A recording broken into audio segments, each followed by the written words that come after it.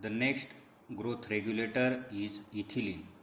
It is responsible for the fruit ripening, or the main role of this hormone is fruit ripening.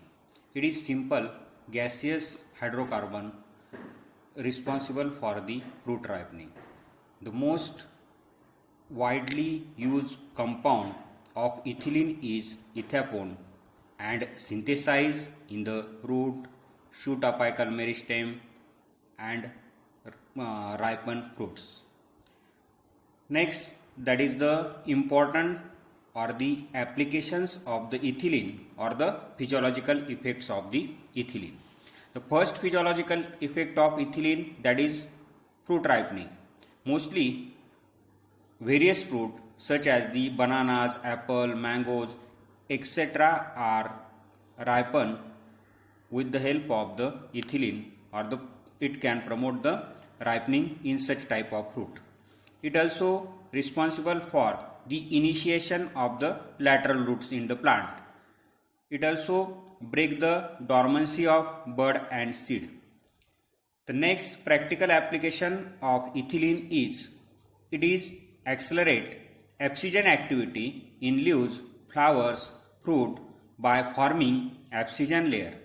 It also inhibit the growth of lateral bud and causes apical dominance. Means it can responsible for the overcome or the show adverse effect regarding the apical dominance. It also retards, it also associate with the enhancement process or of senescence of plant organ. Senescence of plant organ can be enhanced by the activity of the ethylene.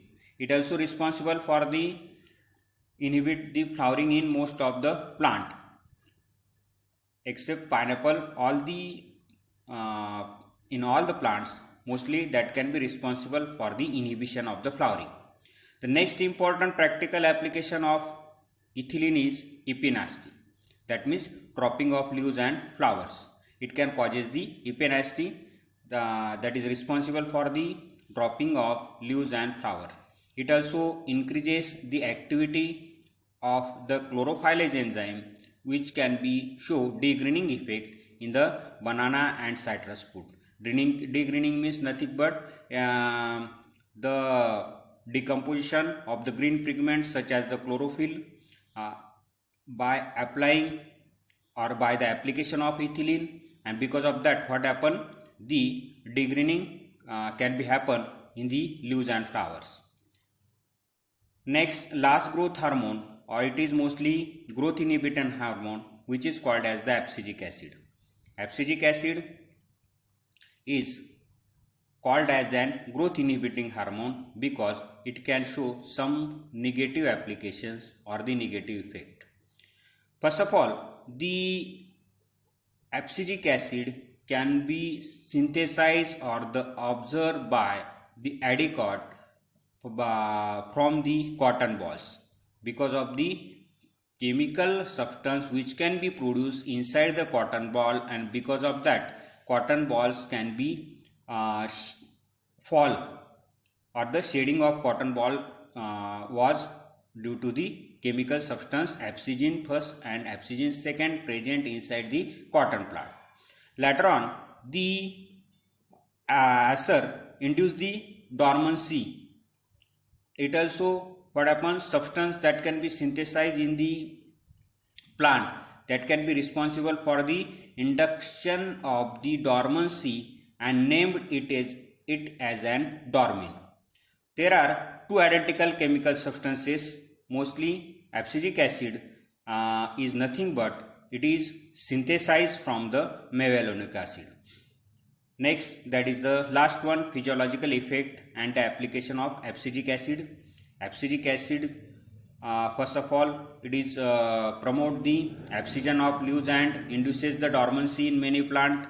It also control the dormancy in buds and seeds by inhibiting the growth process. It also accelerate the senescence of leaves, flowers, fruit.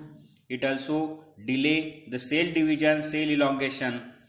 It also suppresses the activity of cambium inside the vascular tissue or the vascular cambium, and because of that inhibition of the mitosis can be happen. Abscisic acid also responsible for the closure of stomata, opening and closing of stomata. At that time what happen, efflux of the potassium ions from the guard cell, and because of that what happen, stomata or the closure of stomata can be happen.